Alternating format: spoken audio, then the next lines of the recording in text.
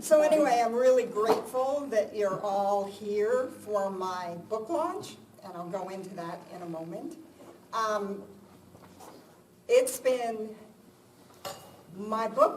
My new book is more or less an autobiography called Raising My Frequency. And a lot of people here, because I've spoken to this group maybe 4 or 5 times over the years, know a lot of my spiritual stories, but don't know my regular life stories. That's the backdrop for all of the spiritual stuff. And Spirit has been poking me for years to write my journey, especially the back end journey of how I was put together with Claire Hartzong. So those of you, how many people have never heard me speak and don't know anything about me? Okay, so just a little bit of background. I'm not going to go very much in depth because most of you have heard this before, but I had a bizarre synchronistic journey where the universe, from the other side of the veil, had all of these synchronicities and bizarre things that put me together with Claire Hartzong. Claire Hartzong's a channel, and she channeled this book, Anna, Grandmother of Jesus, that was published in 2002, when Anna, who's the Virgin Mary's mother and Jesus' grandmother, appeared to her and said, "No one knows my story. Will you write my story?" And she's like, I don't think you want me. I got D's in English, you know. But no, she was the right person, and it took 10 years of the Councils of Light preparing her to be able to raise her vibration enough to receive these downloads. And it's a very, very, very different book than what we learn in Christianity. It's much more aligned with what people know as spiritual awakening today. And so she wrote this book. In a nutshell, at age 14, I kept questioning things. I was raised Catholic. I'm going, I don't like this. This sucks. Everybody's only concerned about what their kids are doing and what they're wearing, and you know, where's the real seeking? Where's the devotion? So I ditched Catholicism as soon as I went away to college, you know. And I was still on a spiritual path, opening myself up to all kinds of information and metaphysics and channels. But anything remotely Christian, I'm not, nope, not going there, not going there. So the universe had to work really hard through these bizarre synchronistic events to get me together eventually with Claire Hartzong, which took over a 20-year period.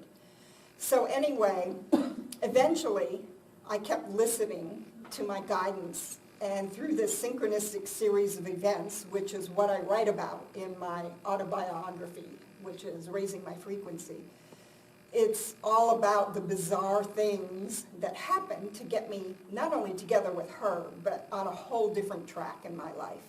And that's true for most of us that are waking up, or that know we're here for a reason.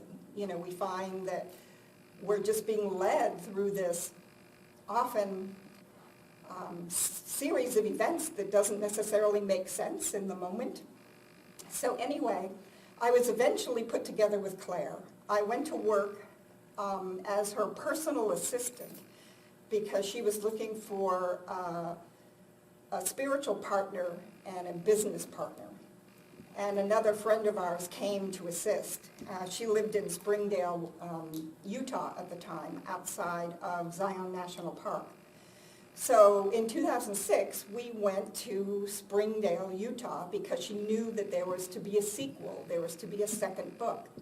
But she had a temper tantrum, sort of, at one point with the Councils of Light and said, I'm not going to be sequestered away like a little monk, you know, doing the second book. Send me a support team. So little did we know we were the support team. You know, I mean, it's so bizarre how it all came about. So we went to Springdale. I mean, I'm kind of a geek, and I networked the computers, and I got all set up so we could support her endeavor in doing the second book. And she went in, this was after about 3 weeks, she finally went and sat down to start bringing through the information for the second book. And she came out a day later and said, it's really flat. It's not the same heightened energy that I experienced when I channeled Anna for the first book. So she asked Anna what the problem was. And Anna said, the answer lies outside the door. Go ask Catherine Ann for a regression, because I was trained with Dolores Cannon in quantum healing hypnosis techniques back in 2003. So Anna said for her to ask me for a regression session. So we used that format. I laid Claire down. We got all set up, got a tape recorder, and then these 19 different characters came through and brought through all of this controversial information about that time and their lives. So that's what eventually became the second book, which is the sequel to Anna, Grandmother of Jesus, which is called Anna, the Voice of the Magdalens. And Magdalens is plural because I learned from Anna when we were together at that time that Magdalene is an order of consciousness. It's not just an individual. And that most of us who resonate with this work and who are awakening, even though we've been known by different labels in different times, we're Magdalens. And we've trained in the temples for thousands of years, for lifetimes. And Magdalene is a group of different voices. And many of us today are Magdalens, and we don't even know it as that label. And it doesn't matter whether we know it or not. And the Magdalens showed me that their mission is that they seed the light. Wherever there's darkness, they go into the deepest, darkest places, whether it's a company or a family or a government or a situation, wherever there needs to be light, the Magdalens go and they go, I'll go. And they go, and they're the ones that hold the light and seed the light in the deepest, darkest places so it won't go out, which are most of us. And we don't understand who we are until we're really conscious of it. And oftentimes people don't understand why their lives have been really challenging and really difficult, not knowing who they are. So one of the things that I share in my book, in this long journey, I used to be involved with Ramtha. Those of you that know who Ramtha is an ascended master that J.Z. Knight in Yelm, Washington channels. He appeared to her in 1978. And Ramtha basically was here to begin to teach us about ascension and teach us these things that weren't even out in the consciousness yet. So I was an early student of Ramtha. And I lost my train of thought. Anyway, it was through Ramtha that I started opening up to this stuff. And what had happened was, in a dialogue in 1982, Ramtha was talking about bums being some of the homeless people, being some of the most enlightened people on the planet. And, if we could get over our judgment and our bias, there's a lot we can learn from them. So that same day, my boyfriend and another friend and I walked out to the Boston Commons, because this was taking place in Boston, this workshop. And there was a bum sitting on the bench, across from us. And some of you I know have heard this story before. So anyway, he's looking all around like this and talking to himself and talking gibberish. And I looked at this guy, and all of a sudden I had this a wave of, oh my God, who is this? I didn't know why. And I was looking for my soulmate. It was so overwhelming. I thought, oh my God, could this bum, this homeless person, be my soulmate? Like, I've never, ever before or since had a visceral reaction like that. And, I never talked to homeless people. And he's looking all around and talking about some object in the sky. And I'm thinking, I wonder if he's talking about UFOs, So then I find myself verbally out loud going, what object? And then he zeroed in on me, looked right through me, and said, wouldn't it be nice to hang upside down and swing like a bat? And I'm like, I think you're crazy, okay. So anyway, we continued this conversation off and on for about 45 minutes, and I go into that in several of my books, that experience, where people go through and there were pieces, it was like coded information. And what I didn't understand, this crazy encounter, were markers for the next 25 years on my timeline. All of these things that made no sense at the time were actually future markers that were putting me together with Claire. And when I read Anna, Grandmother of Jesus, and I talk about how that all came about when I was dead set against anything remotely Christian, I was led by the other side to this book. And I read at her afterword where she talks about meeting Saint Germain. And those of you who don't know who the Master Saint Germain is, this is a picture of him. I can pass it around if you want to. Anyway, so it turned out that this bum, and I share this all in my book, it took me 2 years to discover that he was Saint Germain. And there were different little pieces of information, but I couldn't put them together in the puzzle yet. And then I had an acquaintance, I lived in the Oregon coast at the time, who lived in Depot Bay, and he goes, if you're ever traveling north, stop by. Yeah. So I stopped by at his house. He had a tiny apartment with an incredible panoramic view of Depot Bay. And he got so excited when I knocked on his door, and he goes, here, you have to try this. So he brings me in, sits me down on the couch, has me take off my shoes, and puts these big fiberglass boots on my feet with a hook in the back. And I'm going, okay. So we had to use his dresser drawers and pulling the drawers out for me to use them like a step ladder, because he had a bar in his bedroom doorway. About nose height or so.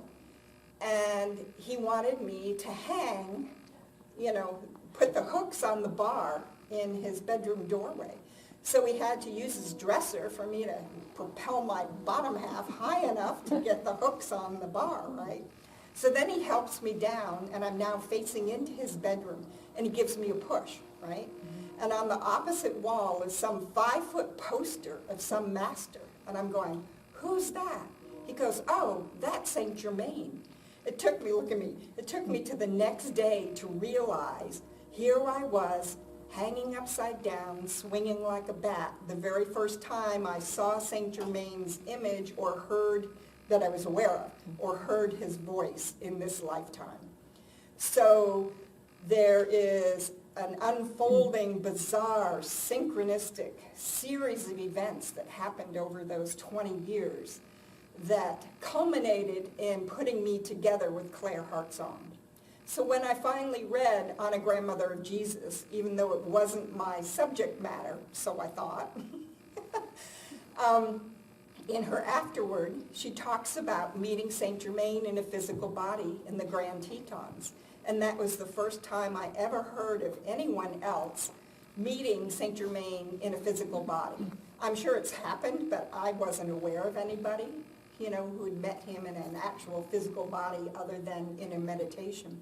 So I contacted Claire and asked her if she'd be willing to share more about her experience, so I could have some reference for my own.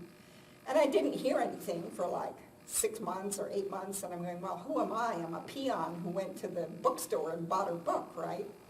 But then, 8 months later, or whatever it was, she contacted me about a reading. I didn't even know she scheduled readings with Anna. I had no idea. She had a cancellation, and she scheduled a reading for me, and she called me up to see if I wanted that slot. And I'm going, what reading? I'm the one that wanted to know about your Saint Germain experience. And then she got really emotional, and she goes, I think Anna really wants to speak to you. And I'm going, really? I'm the one that ditched all of you guys, Yeah. at age 18. So that led to a whole other bizarre synchronistic series of events that unfolded that eventually put me together with Claire as her business and spiritual partner. But the Councils of Light had a whole different plan in mind. So instead of me just being the office and technical assistant, their plan was that our threefold energy, me and Claire and our other friend who came to be her personal assistant, our energy was needed, and that through these characters coming through this regression session kind of format, brought through all of the controversial information. So that's how come Claire and I ended up co-authoring On the Voice of the Magdalens together. And then we went on, she had a channeling, one from Saint Germain and one from Portia, who's Saint Germain's twin flame, that was in a book that was out of print from an Australian publisher called Twin Flames, Twin Souls, and Soulmates, I believe. And I said, this information needs to be out there. So I got permission from the Australian publisher to take those channeled portions. And then I went back through all of the tapes that I had of Anna, and I took out any information where she talked about relationships, and I put it together as Twin Flame Union, the Ascension of Saint Germain and Portia, that became a book. It took 4 years for Claire to look at the manuscript to give me the go-ahead to publish it. So anyway, that's available back there, and it has a cosmic twin flame union meditation that Anna led, that I recorded in that also. So there began to be things. And then eventually Claire went into retreat. She just stopped being public at all. And I'm going, somebody has to shepherd this work. I mean, I had never spoken publicly. I'm not the main author. So starting in 2011, I started doing talks and workshops about the Magdalens and the Anna books. And that eventually just took off into other things. In 2011, I also had a reading with somebody in Virgin, Utah, and they told me about these 12 different places around the globe that were divine feminine grids that needed to be awakened and activated. And I was given this information that I could lead groups of people to physically go to these places to activate the Magdalene grids. And I'm like, are you kidding? I've barely spoken. Hardly anyone knows who I am. The books had just come out. I had no money, and I'm going, yeah. So I said to the Anna and the Councils of Light, you want me to do this? You get me to Europe, because I had to go to Chalice Well in Glastonbury. And it just so happened I had an ex-roommate who was a senior flight attendant with American. She was able to sell me a D3 pass, so I got myself there. And all of that is shared of how the Magdalene grid activation started. And we actually physically did 9 out of what ended up being 13 places. Places like Egypt and Turkey and Australia and it's just been a wild adventure. So I share all of that in the book, plus my own personal journey. So anyway, I've been getting nudged by my guides for years about writing this personal, account and this personal story of the back end of how everything came about. So, I know Heather goes, well, I know your stories. And I'm going, well, no, you don't really know all of them, because I haven't written my personal journey that's very much part of the weave as well. And so I finally got this book done, and Claire, who took 4 years to read the Twin Flame Union manuscript, read it. I had like 10 beta readers that I call them, that I shipped the manuscript out to, to read before it was published, and several of them are here today. Anyway, Claire read the whole thing in 2.5 days. I'm like, are you kidding me? I mean, she who took 4 years to read the other one. So anyway, she said the energy and the integration of energy and information was so much, she had to go to bed for like 3 days to integrate it. She goes, I had to go rest for 3 days to let it all integrate. And then she called me up and she said, how do you feel about me writing an afterword? I'm going, an afterword never even occurred to me, right? So she talked me into letting her write an afterword to the book. And then I thought, well, if I have an afterword, I guess I need a foreword by somebody, And I'm like racking my brains, who can I ask to write a foreword? And some people came to mind, and Finbar, who does these sacred site journeys. I had worked for Finbar back in 2007 through 2009. And now I'm working for Finbar again, as of the last 3 weeks part-time. But anyway, now I lost my train of thought again. Finbar was leading you to... You're looking for somebody to do a forward. Oh, yeah, okay. So I knew he was busy leading tours, so I kind of tuned in with my Councils of Light, and I kept saying, who should write the foreword? And they kept dropping Dr. Christiane Northrup's name in my head, and I'm like, are you kidding? She probably doesn't know me from Adam unless she's read the Voice of the Magdalene book, but it just wouldn't leave me alone. So finally I went, okay, fine. So I found a way to contact her, so I sent her a request in the end of June asking if she would consider writing a foreword to my book, and I shared, what the book was about. And an assistant got back to me and said, she can't promise that she can write a foreword, but if you send the manuscript, she might consider writing an endorsement. I thought, yeah, it'll be a miracle if I ever hear anything. I mean, she's so busy. Every time you go online, she's everywhere, So I waited, and I didn't hear anything. And then finally, I published the book. It was already sent to the printer at Ingram Spark, and I get an email a few weeks ago, about 2.5 weeks ago, and it was the endorsement from Dr. Northrup. And she said, raising my frequency is the quintessential hero's journey back to God and Source. Beautifully written through the author's own experience, it brings profound spiritual truths right into day-to-day life. As such, it is a field manual for what must be done in day-to-day life to bring heaven to earth. This is a book for our current great awakening here on the planet. Christiane Northrup, M.D., New York Times bestselling author of Women's Bodies, Women's Wisdom, The Wisdom of Menopause, and Goddesses Never Age. So I was like blown away. I'm going, couldn't you have done it before I sent it to the printer? I mean, I've rectified that, so later things will come out with an abbreviated part on the cover. But, I mean, I was blown away. I didn't think I would hear it all from her. So I'm just very, very grateful for that. So, anyway, Jan, I know we were talking, a couple people wanted to say things that have read the book.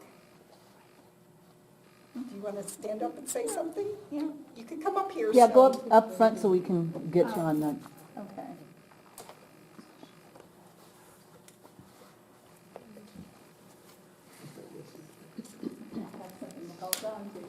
You can stand behind my chair, actually, so you'll be in the frame, I think. Okay. Oh, that is. Good? That's good. Okay.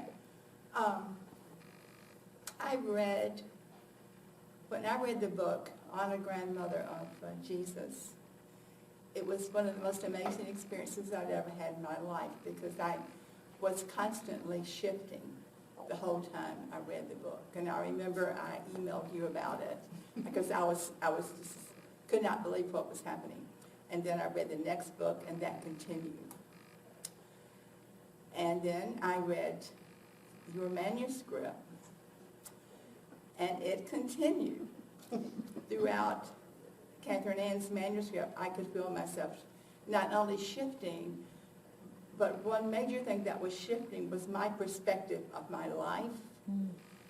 And I was seeing my life differently, because in Catherine Ann's book, when you look at her whole life, which was extremely difficult, when you get to the end, you can look at it and you can see if we had scales, like the human brain thinks of, that tells us, well, you came in with this core vibration of, say, maybe 2,000, and at the end of your life, it tells you what it was.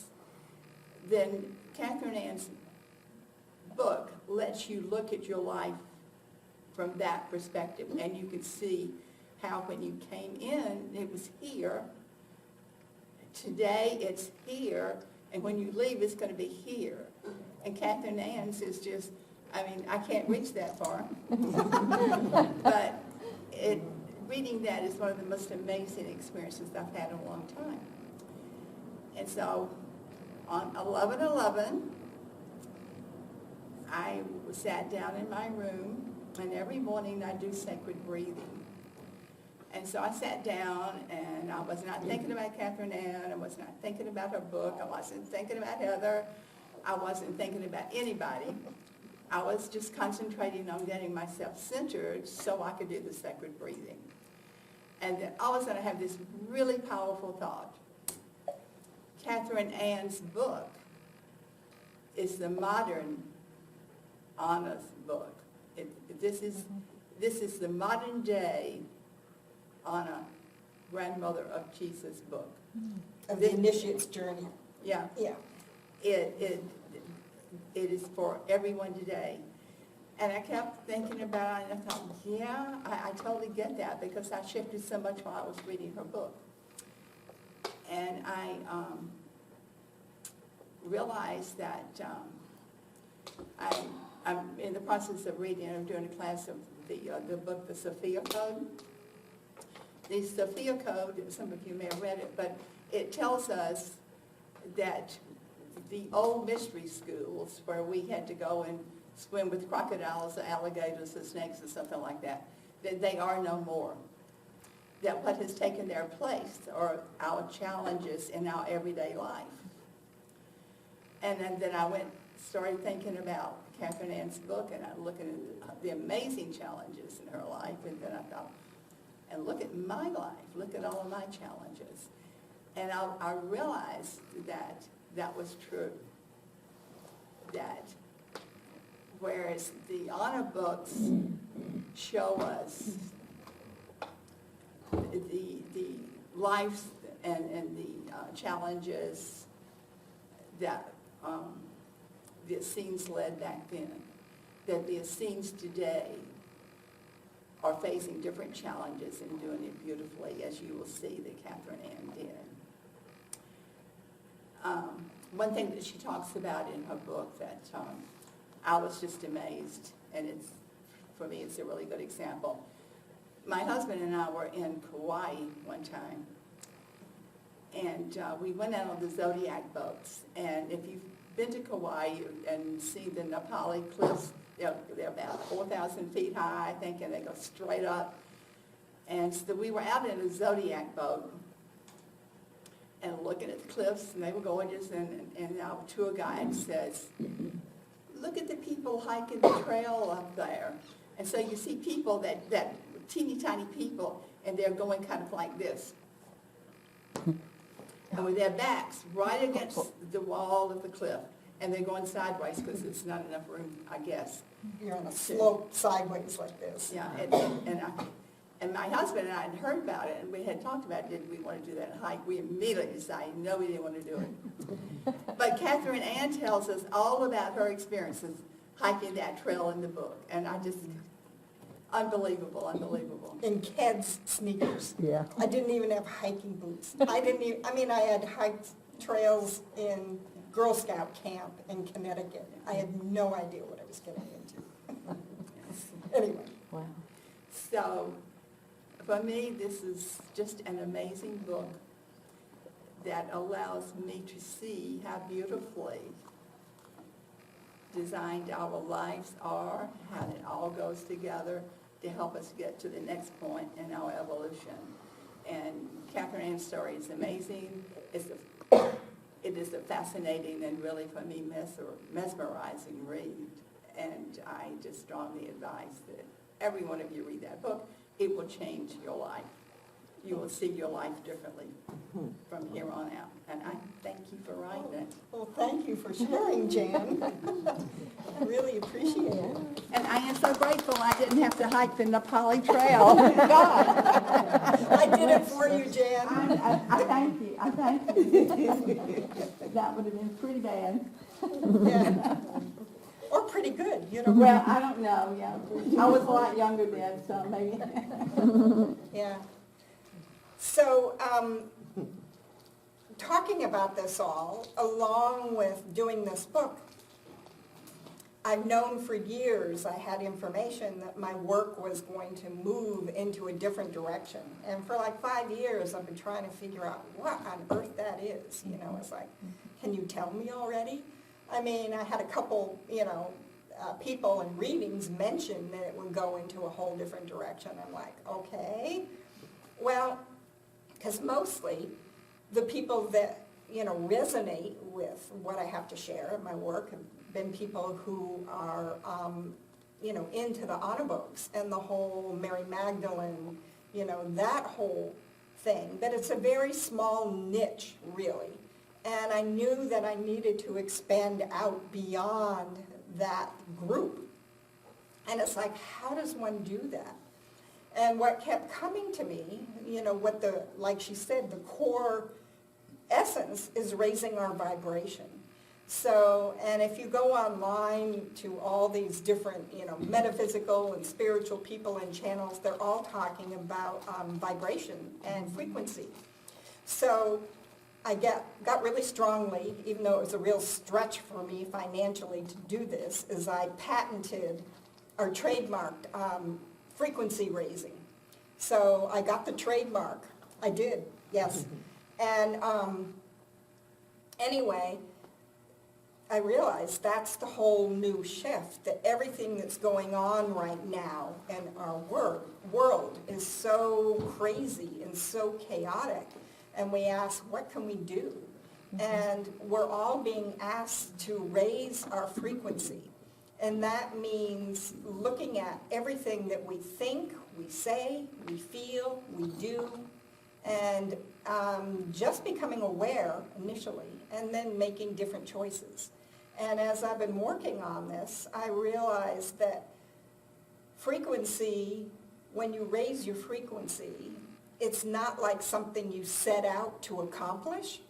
It's more like you just become aware of what's around you and what you're doing in your life. And it's more of a state of being. So you have to make different choices about your words, about your feelings. We can make, and especially lately, I've had to do this a lot. So my challenges have not ended with writing this book. They've actually intensified. So just as an example, at every turn trying to get this book out, I've had obstacles every single day. And I'm going, can I get a rest? So can I coast a little bit, at least a couple days? So like an example is I've been putting it out because I know that tens of thousands of books get published on Amazon, like practically every day. And, you put something out, you're just buried, right? And so you really have to do marketing and things. And what people do is they put it out for like 99 cents, for a day or 2 day period to boost the ratings on Amazon. So I'm in the middle of this right now where, I've been putting it out to my mailing list and Facebook and whatever, that I would make a special promotional offer for people to buy the digital version for 99 cents for these 2 days, to help boost the ratings, even if you've already purchased a print book. So, come to find out, when I went to implement it last night, Amazon wouldn't let me do that. Amazon says I have to charge a minimum of $2.99. And you can charge 99 cents, but you have to enroll in what they call KDP Select. And I couldn't do that, and I didn't want to do that because I initially published my book and the digital book with Ingram Spark. Well, this is just a long explanation. Ingram Spark has a policy that if you've uploaded anything to Amazon in the past year, you are ineligible to have them supply Amazon. So I had to do Amazon separately. So then when I went to do Amazon, right, so I set it up on Amazon, I'm limited. I can't do anything other than the U.S., first of all, because it's a conflict of interest with the worldwide rights of Ingram, because that's initially where I was publishing it. So I could only do the U.S. rights, and I thought, okay, I can live with that. Well, I come to put up 99 cents to change it for the 2 days, and Amazon won't let me. They're telling me I have to charge $2.99. And I can't qualify for KDP Select because I have it available on another platform. So I didn't know this, so I put out all of this promotional advertising for 99 cents. Now I'm getting emails and people mad and complaining, and even though I've tried to this kind of thing has gone on every single day with every single step I've taken. I must have done, I don't know, I kept being rejected both by Amazon and Ingram for the covers. I must have done 50 covers, trying to get everything right and not be rejected. And it gets rejected from low resolution images, and I've gone through all my hundreds of images like 10 times, checking, So that's what I mean by obstacles. I feel like those punching bags, the weight in the bottom, and they just get punched down every day.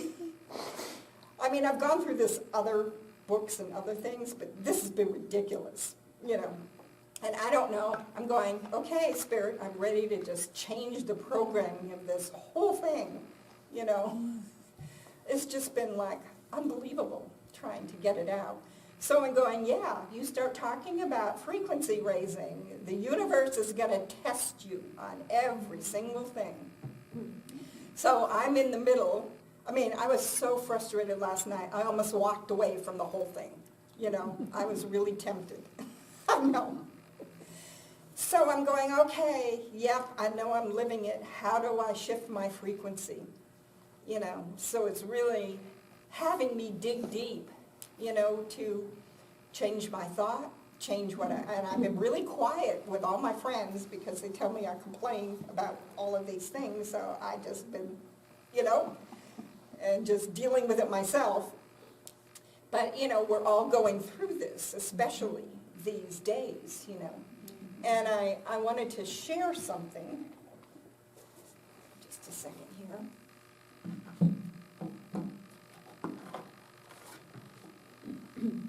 One of my little books on I have an awakening series, which I've only actually written 2 of the 5 books yet. But this is the second one called Finding Your Inner Jewel, How to Access Your Authentic Self. And I just wanted to share a little bit.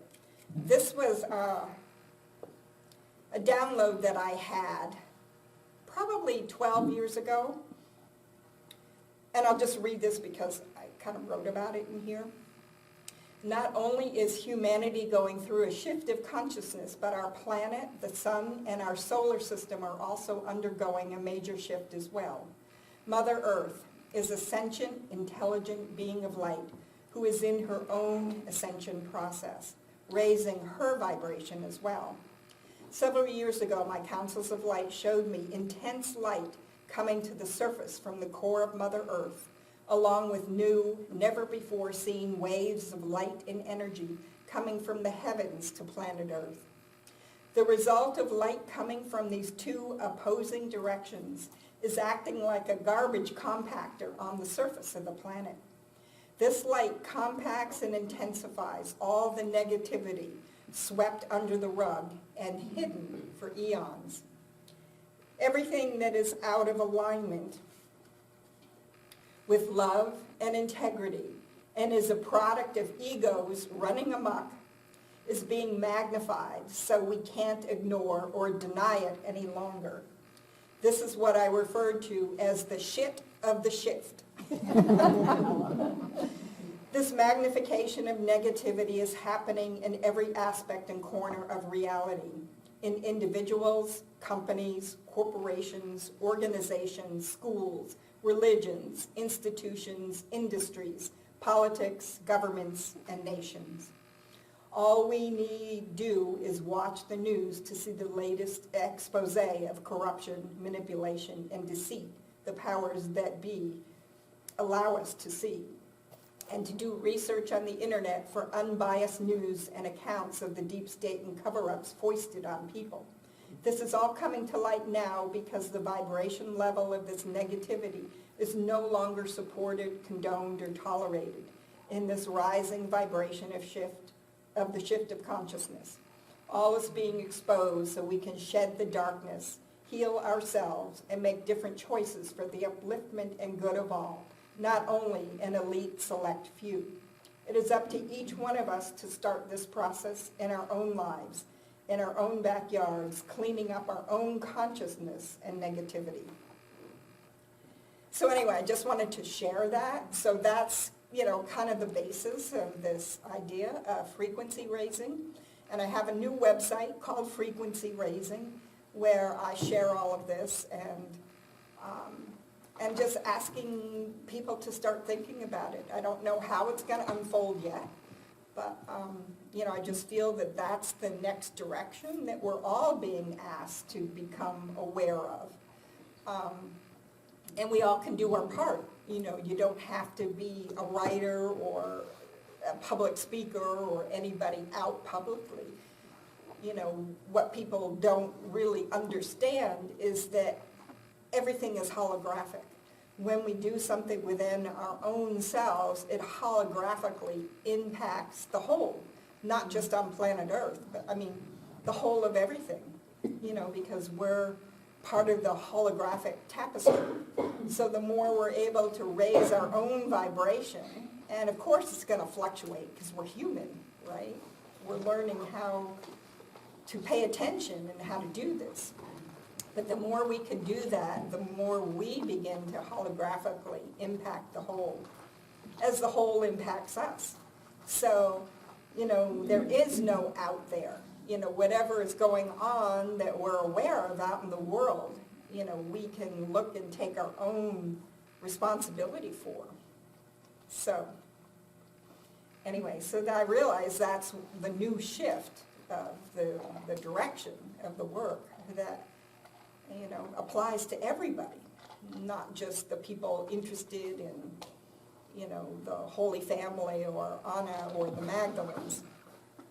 Does anybody have any questions at this point? Or ask me about the other books? Yeah? Go ahead. Oh, what is the name of the book, did you say? Which one? The one in your hand that you read? It's called Finding Your Inner Jewel, Okay. How to Access Your Authentic Self. And this is the book 2 of the Awakening series. The first one is This All There Is? I love that. And it's a little book. These started out as ebooks, and then, so many people wanted printed book versions. So what I've done in the last year is, made the ebooks into printed book versions, which is why I wasn't able to do, the KDP Select with, the thing with Lightning Spark, that published my new book, supplying Amazon, because I've done all of these books in the last year. So I was in a catch-22 on both ends, Mercury retrograde. Oh, Forever. yeah, I know. Yeah. So anyway, and I just have to be okay with, making people upset and, I'm having a real lesson in all of that. Yeah. I had a question, just to clarify, Mhm. when, because I've experienced that when you can just have a day when you're in the flow, and Yes. it's just like, oh man, I mean, more and more and more, please. But when you're trying to do that, and then you get bombarded with all those frustrations, this is what I took from it, and that's what I want you to clarify, is that is Spirit's way of saying, we're going to really frustrate you here, and you keep that vibration high and let it roll off. Yes. Okay, That's okay. what Okay. our training is, and that's Okay. what Jan meant by we're in our own set of circumstances, similar to what the Essenes went through in Okay. their, in their training. Mhm. The Essenes and Honest Time,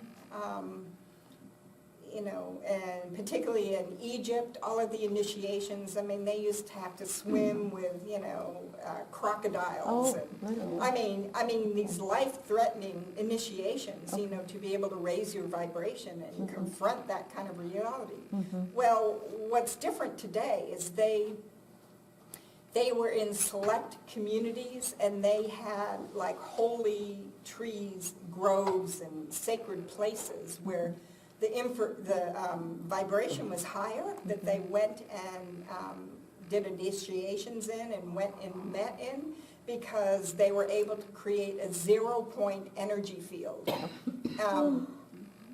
And what's happening is with the planetary ascension that's happening, the entire planet and everybody on it is in their own version of a mystery school now. Okay, So nobody can escape it. okay. You know what I mean? It isn't like you went off in a particular sect or particular training like they did in their time. There was something I know I've talked about this before, but when Claire and I brought through all of the characters for Honor the Voice of the Magdalens, all of a sudden, we had only been living in Springdale for like 6 months, and we got popped out of there. I mean, I didn't think we were done with the sessions. I mean, all of a sudden, it just abruptly ended. And we all eventually had to move, and we had to walk away from all of that material. I mean, I had no idea if it was ever going to be published or ever going to be made public, and to have this intense time doing all of this and then just have to walk away. So it wasn't until I was living in Rhode Island having to do with some family stuff 3 years later that I got a call from Claire, and the Councils of Light had decided that the mass consciousness wasn't ready for this material because it was way too controversial, the material presented in Honor the Voice of the Magdalens. So we had no idea if it was ever going to be published, so we just had to walk away. So it wasn't until 3 years later that I got a call from Claire saying she had gotten the go-ahead from the Councils of Light, who decided that the consciousness had shifted enough that now it could be possible to publish the book. So she and I spent an entire year taking that raw information from the recordings of those sessions, and we compiled it and put it together and sort of in a chronology and, expanded the narrative and put it into the book, Honor the Voice of the Magdalens. So you just don't know. There's so many levels and layers. But when we decided that we were going to put this out as a book, Claire and I, she had a really long driveway where she lived, and we were on this long walk up her driveway, and we just had this brainstorming session about the difference between the Magdalens then, or the Essenes, and Magdalens, or people today. And then they had to develop supernatural abilities and skills. When you think about them, they were a tiny little band of people that have influenced the history of mankind everywhere in the world, right?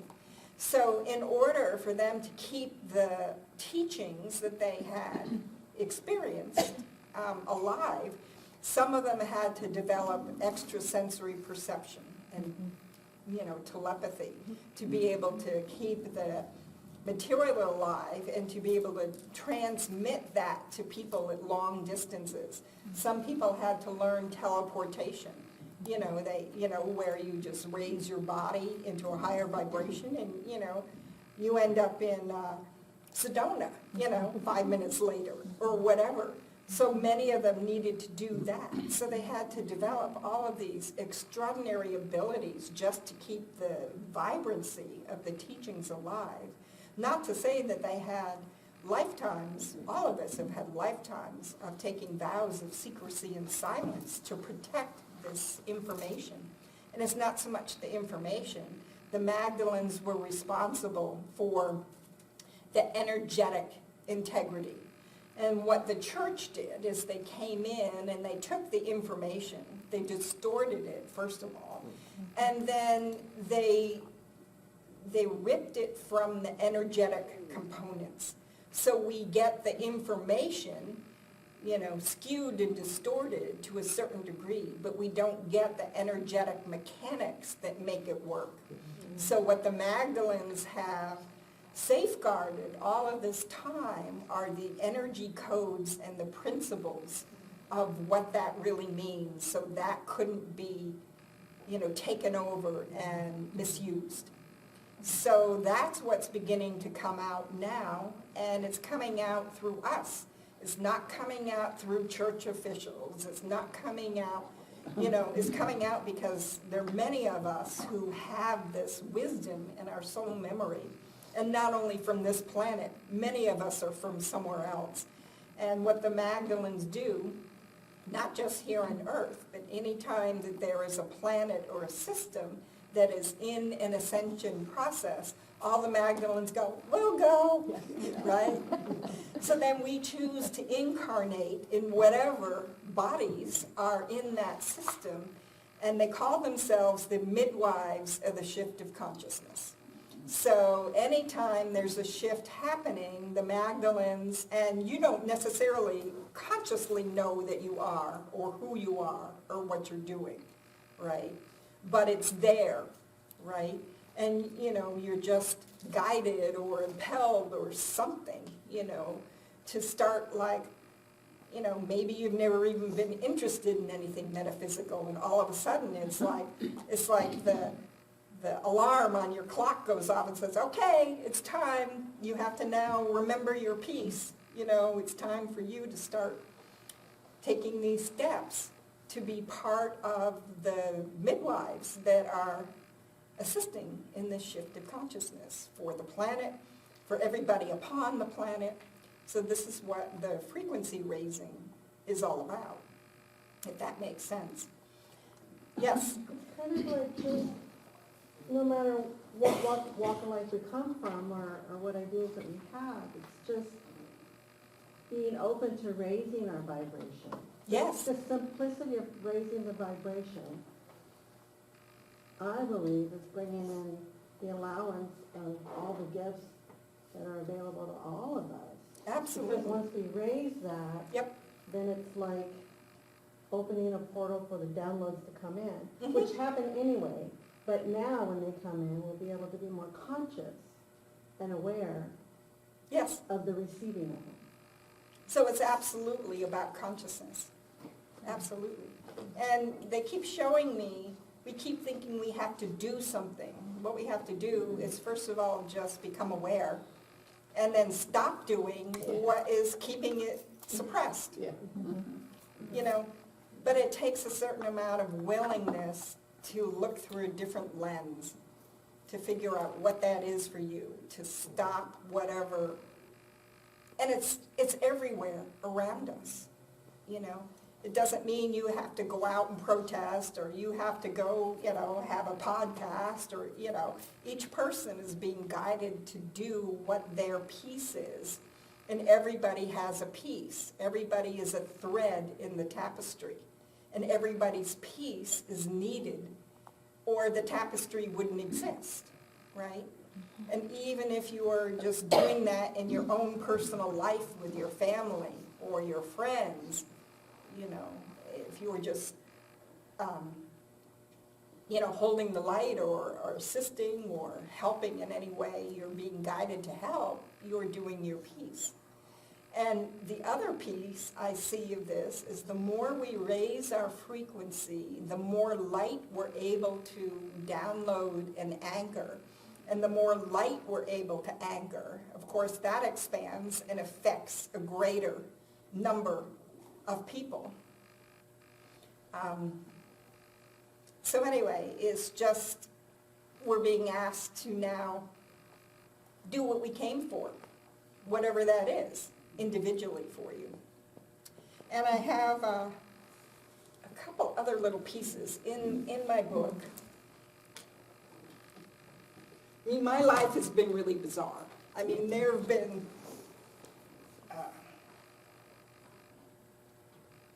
a lot of difficult stuff. I mean, and there's some real, like Salvatore was saying, this is really hard to read. I wanted to go in and yank you out of certain situations, Just for those of you, let me start here, then I'll share the piece I want to read. This is the synopsis on the back of the book. Raising my frequency is an autobiographical journey of awakening. Instead of deliberately seeking a spiritual journey, the journey found her. Setting out to experience the, quote, more of life, Catherine Ann Clemett shares her ever-expanding understanding and integration of who she is as a spiritual being. Full of bizarre and almost unbelievable moments of synchronicity, her journey is analogous to the flying by the seat of his pants adventures of Indiana Jones in his quest for the Holy Grail. Synchronicity escalated for her after she had a personal encounter with the Master Saint Germain in his physical body. Awakening occurred as she emerged from a dysfunctional childhood into an extraordinarily crazy spiritual journey led from beyond the veil. She openly shares life lessons gained from being in a cult for 8 years, along with facing and overcoming several life-threatening situations which enabled her to develop greater self-confidence in her own inner authority. A wondrous life beyond her wildest imaginings unfolded. In addition to being an award-winning author of many books, she is now an international speaker, a spiritual teacher, and a tour leader.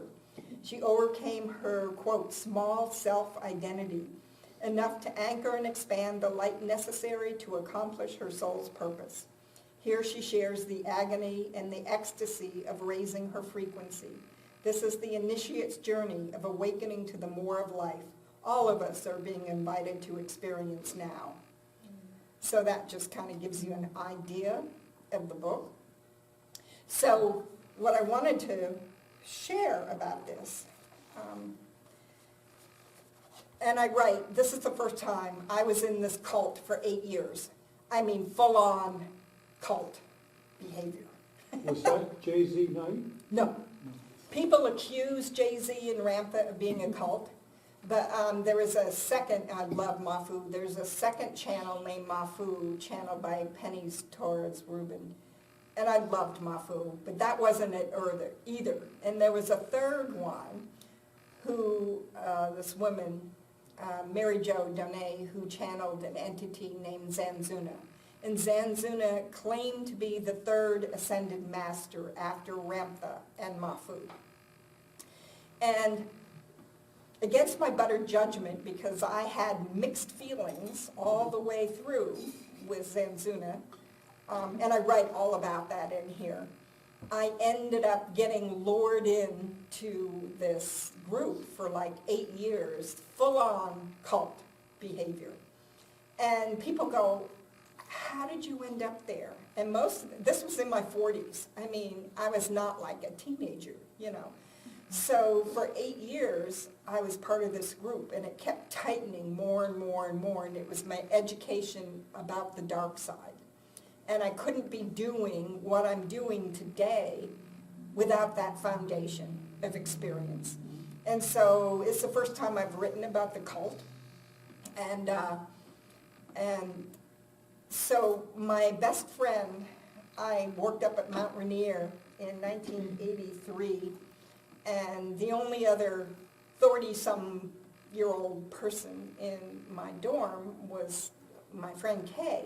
She was 32 at the time, and I think I was 30. And everyone else was like 18 or 19, you know.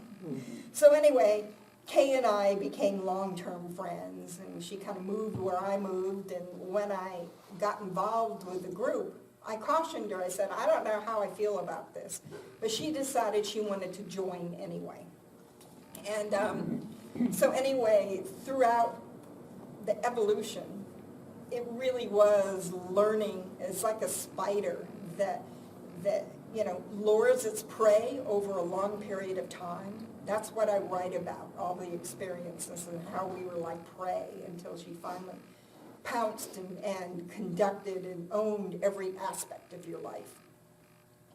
And I talk about how I had that moment and how I escaped and all of that is in here. So anyway, my friend Kay was so bitter that she ended up with colorectal cancer that killed her.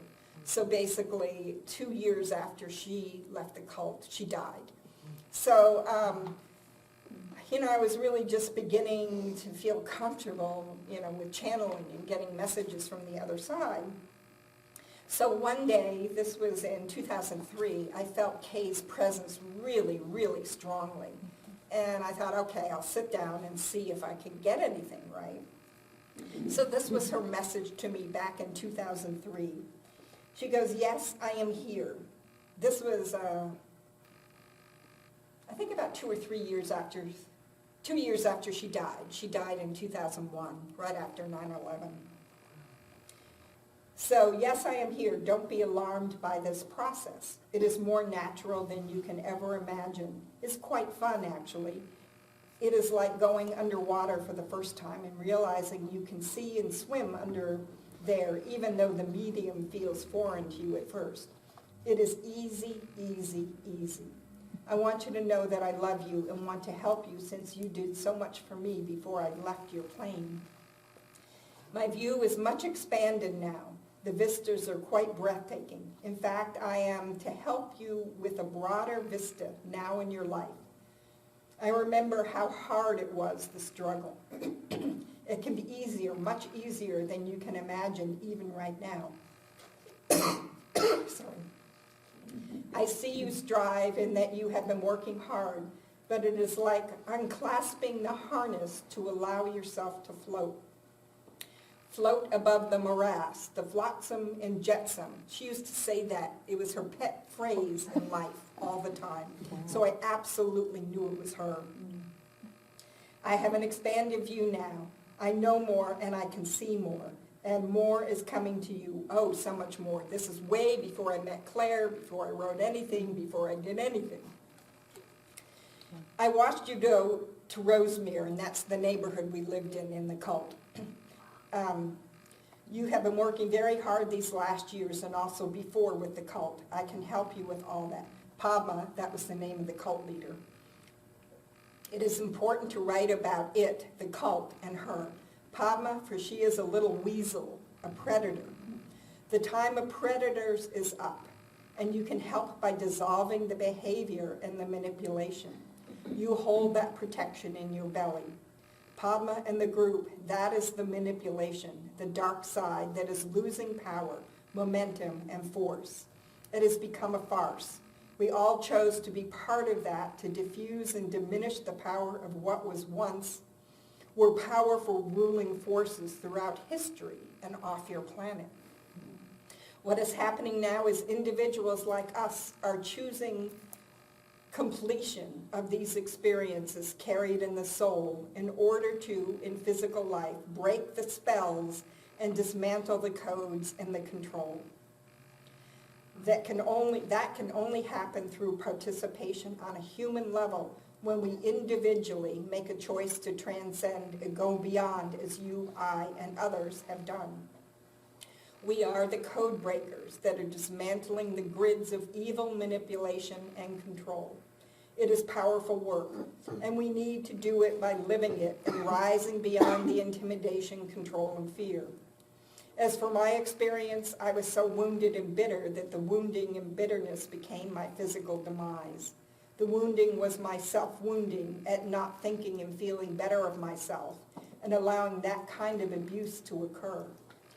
They will be stopped. In fact, much diminishing of the force and manipulation, intent, and meddling they've been doing has already occurred. However, I have something important to speak to you about. It is now time for the undecided to become decided about their path, their place, and their focus in the universe. You have been in limbo in your vacillation about bringing the word forth for too long now. This is before I word anything. It is now the time to rally and to give forth the best of you, for you have it in yourself to give. It is part of your soul contract and will affect and influence the soul contracts of many, many other beings. They are waiting for your call, for your presence, for your light. Do not hesitate out of fear, my dear one, as there are many gathered here together in oneness. I know you can do it. Try a little muster, and the path will fly open for you. Do all you can to conquer the inertia, the fear, and the undeserving attitude. Many will stay in the state of unserving if they stay in the state of undeserving. Contemplate that one. Now is the time to focus within, like using a figure 8, and then express that wisdom, light, and energy without to all you come in contact with. It is now time to demand and command a new way of interacting and being, to insist upon communication on a higher level, for you are creating your own world, your own hologram, as well as the collective hologram by what you take in and by what you give out. It is now upon you the shift of the ages, as you know. It is what you all individually and collectively have planned for eons. Do you think for one moment that you would want to miss the fireworks? It is a grand adventure, a grand undertaking, and a grand achievement, for it signifies humans have come of age. It is the collective humanity shedding the garments of density and reclaiming their innate, natural, God-given garments of exquisite light, of exquisite presence, of great gifts, of great expression, and great deliverance.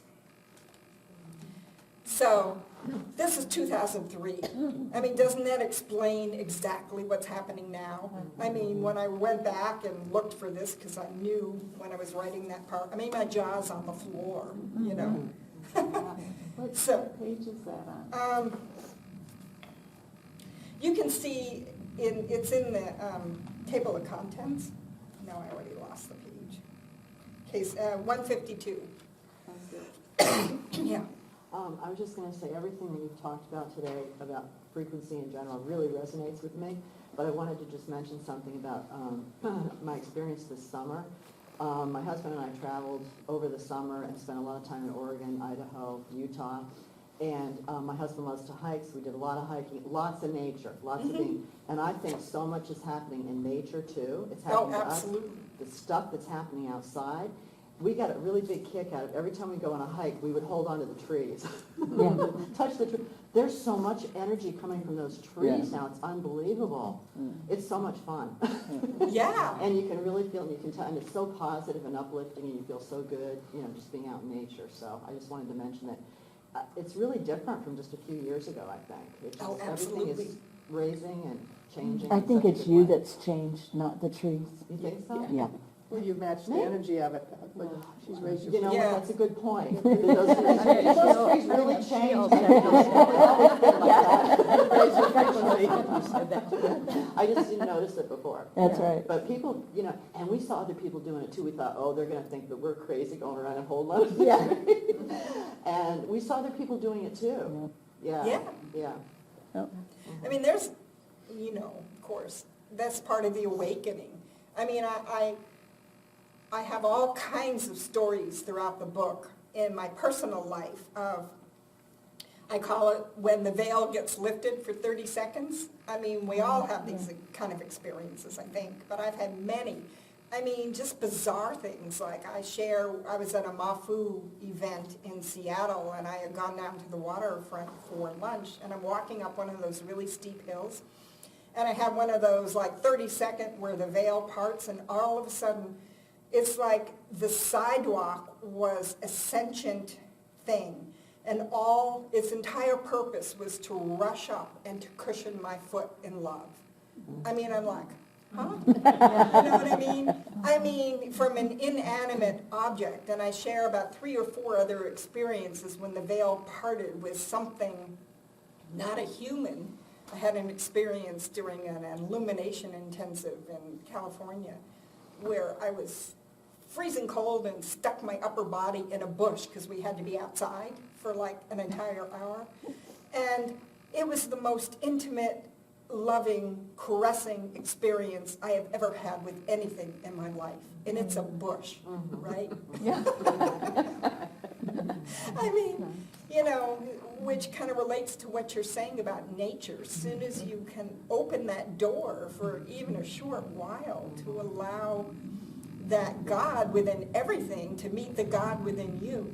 And Yeah. it's not just the trees. No. It's the rocks. It's the everything. sidewalk. It's Yeah, everything. just the ground, everything. Everything. Yeah. So that's how I feel like when I'm around the animals, like, Mhm. basically like horses and stuff like that. Doesn't even matter what kind of animal it is. If I'm like I'm volunteering with ponies, and she's helping with underprivileged, handicapped children. Oh, cool. And it's just so cool just to see the chickens and the roosters, you know, crowing. And I don't know, it's just like whenever I leave there, I always feel so good. Mm-hmm. So Mhm. there's some connection with that, and even the big fat pigs. Yeah. I'm like, oh, it's so cool. It just, I don't know, there's just something about it. I have a whole different outlook when I leave there. But that's all part of the awakening It's process. a natural. You know, as we go through that individually in our lives, and then just ask to be shown in whatever experiences have meaning for us individually. I mean, it's going to be different for every person. That's right. I mean, not, you know, nobody else I know had a love affair with the sidewalk. I mean, you know. I mean, it just is, you know, and it's like one of the things, 2 of the things is to, number 1, just be open and conscious and just notice what's going on around you without overriding it. You know, it's so easy. I mean, I could have so easily overridden this experience with Saint Germain, you know, and just walked away and, oh, it's just a crazy homeless person. So, you know, we have to learn to not dismiss it and override it by, you know, what we think life is meant to be, you know. And then, you know, what is it showing you? Just be open, open-minded, open to whatever the experience is going to be for you without trying to Overthink it, too. overthink it or categorize it or relate it to something in the past or relate it to something you're hoping for or fearing in the future. To just be in the moment and see what the moment is offering you. Every single thing you just mentioned has to do with having a judgment. Yeah. So it's about stepping out of the judgment and being Yeah. present with what's going on. But we've been conditioned. I Mhm. mean, if you look at it, our life is basically one judgment after another. Absolutely. You know, and that's the frequency raising. How do we begin to even become aware of it and allow it to start to shift? Yeah, Jan. I have read, and I believe it's true, that the trees have a far more complicated communication system than our internet, and it's much, much faster and efficient and clear. And I totally believe that, and I believe that's the type of information that's going to be coming out about the animal kingdoms and how elegant and evolved they are and how they serve, as well as the minerals and the whole earth, all life. And I think it's going to be fascinating to see Oh, how this absolutely. truth comes out. But again, it's just us beginning to open up to what is there, Mm-hmm. what's It's available. always been there. It's always And what's been there. available in the higher frequency dimensions, you know, that we have always been a part of us, you know. And just to finish, I have a few more channel things in the book, but I think it just kind of emphasizes the journey. So when I started trying to do automatic writing in the late 90s, and all I did was circles and sigils, and I'm like, I had this idea, you had to like totally not be involved with the process, you just, and I'm like, this is like boring. So it took a lot for me to like give myself permission to start writing whatever was just dropping into my head, and without censoring it. And so it was a long time that I really wanted to censor everything. So I would write stuff or channel stuff, but then I wouldn't look at it for like years because I just I had judgment about it, I didn't think it was going to be clear or good enough. And every time I went back way later, I'm going, oh my God, when I would read it again. So I was really reluctant to put anything out or say anything or do anything publicly. So finally, in 2004, I channeled this message. And it's the first thing. There was a Just Channelings group that was a collection of channeled information from different channels. So I submitted it to that group on the internet. So this is the first time I released anything publicly. So the group that works with me, there are a couple, they're the Magdalens, but then any of you that get my newsletters, I always channel every time I do a newsletter from the hosts of heaven, they call themselves. So this is the first public message from Saint Germain and the hosts of heaven, and this was in 2004. We wish to come to you today, me and my council, to wish you Godspeed and an easy transition into your new life, which you are all creating collectively here upon your beloved Mother Earth. It is a great time upon your planet and a great time for all who are waking up and choosing consciously to develop their understanding of light and of living a soul-centered, God-given life. It is a time for self-reflection and for giving yourself permission to view consciously what has gone on before in your world, as you are becoming aware that you have not only the chance and the opportunity to change it, but the God-given right to do so. This is not from someone in a position of authority and power outside of yourself to do this, but from your divinity, your conscious choice to do so. It is not only a privilege, but a right given to you from the higher realms that you in this age have worked for lifetimes to create this opportunity to step forth and do. Now is the time. The moment of transformation is upon you and well underway. It is time for the re-emergence of the spirit and a fulfilling the sweet, tender longing that has been deep within your beings for a very long time. That tenderness that has had to be hidden, so protected, lest it be vanquished, now will find its voice, its place. It is its day.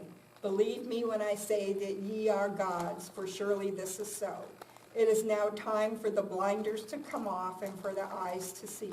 For the sights to come forth are magnificent indeed. You must allow yourself and align yourself for the eyes to see, however, as you are the bridges of consciousness, the rainbow bridges of consciousness that are pulling up the vibration of the human consciousness upon this planet. You're the ones acting as transformers and translators of energy, and you are doing a magnificent job. The human DNA is changing to that of the crystalline or Christ consciousness. A crystalline matrix holds the vibration of interdimensionality and the coding or records of consciousness or the Akashic records. As the crystalline nature of the interdimensional DNA now coming online becomes activated, it will allow the Akashic records to be more fully accessible, for they are part of your physical, etheric, interdimensional beingness that is all merging into the one. Hear me when I say this. You are the gods and angels of the universe, once in full connection, full awareness, and full alignment, who have volunteered to fall into the densest of worlds, so that by one's individual choice, reunion or re-uni-on can occur. It is to move beyond the negating of oneness, the separation of consciousness, back to the reestablishment of the I and the one, both being the same, the unity consciousness. It is time now for all beings to realize the acceleration of consciousness is occurring like a giant snowball picking up speed. How easy or difficult this transformation comes about in your life, for it will, depends on your willingness to take part consciously in the transformational process. This participation is through intent and desire to do so. It is through aligning yourself with your soul and your soul's purpose, and aligning yourself with divine will as this one who is writing has done, for she has felt stuck and stagnant for some time. It is a blessing to be the conduit for higher consciousness to enter the lower realms and transmute it. All will benefit this way. It is a great service not only to humanity, but to divinity itself. You are all honored, loved, cherished, and supported more than you can ever know. The time is now, the moment is now, for only the now exists. I and my brothers of light are part of you. We are part of the fabric of your crystalline DNA consciousness.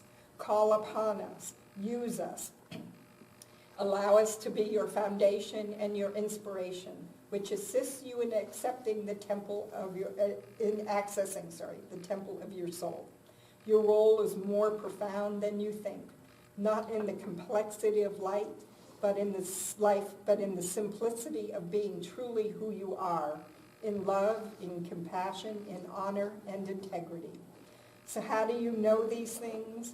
By the shift that happens when you consciously intend to align with the temple of your soul in each moment.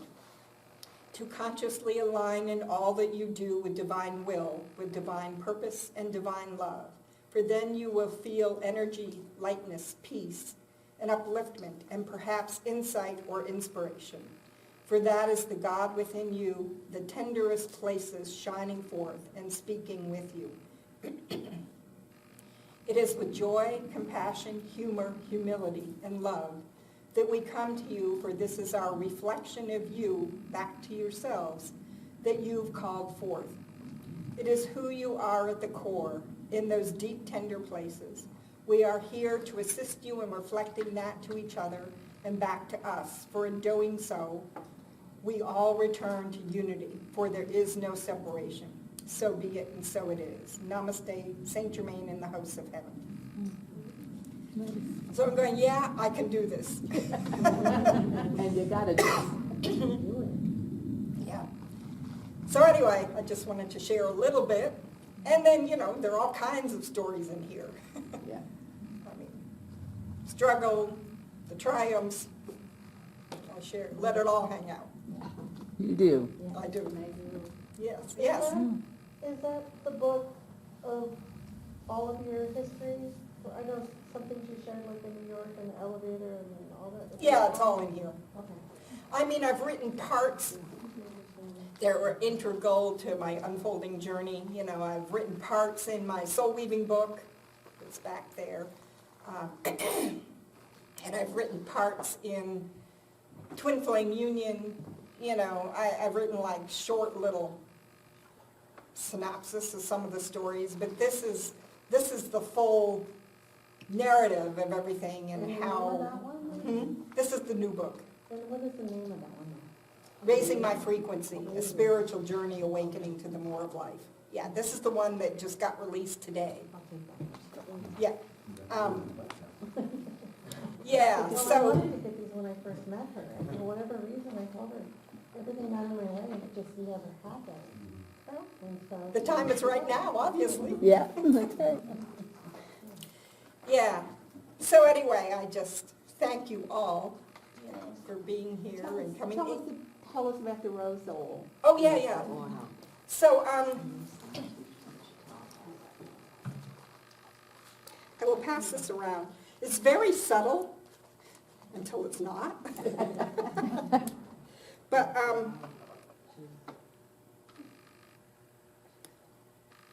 can, Oh, I wasn't gonna have you open a new one, I was gonna use the one I got. No, don't give it to me, I got one. no, I'm just gonna have you take it, and smell it, or put it on you and pass it around. When I was in Egypt, doing a grid activation in Egypt, we went to one of the oil factories, because that's one of the places, you know, in the world that manufactures like this really expensive pure oil that's used in the perfume industry. So then they wholesale it and ship it to all of these, like Chanel and all these places that use their base oils to make perfumes. So I don't know, for whatever reason, I bought several of them, a set of several of them. And so I wanted to, you know, make something that would hold the vibration of the Magdalene. So I tuned in with them and I asked, you know, what I should do, what I should blend, you know, and what the proportions. So I had to experiment a little. But they told me which of the oils. I probably have about 6 or 8 of them, different ones. So they told me which ones to blend. And then what I did is I did a whole toning, you know, activation of the oil and asked the Magdalenes to infuse the Magdalene energy, frequency into the oil. So when you put it on, it's not really strong, you know, but it's more that it holds the vibration than, you know, as a kind of a perfume kind of thing. So, and It is very nice. yeah. So I thought, well, I should do something with all of this I've had for, And a thought came to you, said, why don't you do something? Yeah, Yes. right? Yeah. We're all getting kicked in the butt to get on with it. yeah, we are. So if So, you're getting kicked in the butt to do something, get on. So you're gonna be sitting at this round table over here and you'll be signing books? yes, what I did, because I knew I was gonna have to also sell them probably, is I already put my signature in a bunch of the books, not all of them. Anyway, that are back there. Is that Okay. Could you tell us a little bit about the pendants? Are they called Shiva pendants? Yes, Are they? they are a natural, they're a petrified shell, actually. They're from like, I think they exist in a few other areas, but they come from like Madagascar, and it's actually a petrified shell. And I have a little plaque there that in different parts of the world, they're used for, as like a shamanic stone, you know, that have all these properties, and I have a little, I can't tell you, I didn't memorize what they all were, but Okay. it's back there next Can we to look it up online to get that Sure. information? Just Shiva? Shiva stones. Shiva stone. You can take a picture too of the little thing I'll back do there, that. take a picture of that, and I'll that'll at do least that. give you the, Yeah. to give you all of it. And then somebody wanted a dolphin, I found another, there's lots of dolphins, so I found a dolphin in there for you. So there's someone else, Mahalia Michaels, who's spoken to this group many times, and Mahalia is an amazing channel of dolphin and whale energy.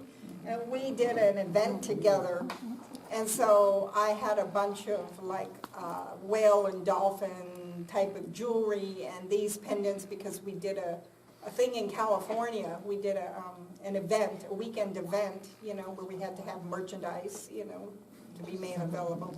Well, it rained. And so you've got merchandise. And so, you know, so that's what these are from originally. But they're really cool. I really like them. Yeah, they are I nice. wear mine. I've got some, and I wear it on the backside. Yeah, and it's a stone. It's not a manufactured thing, you know. So, any other questions? Go sign those. Thank All right. you so much.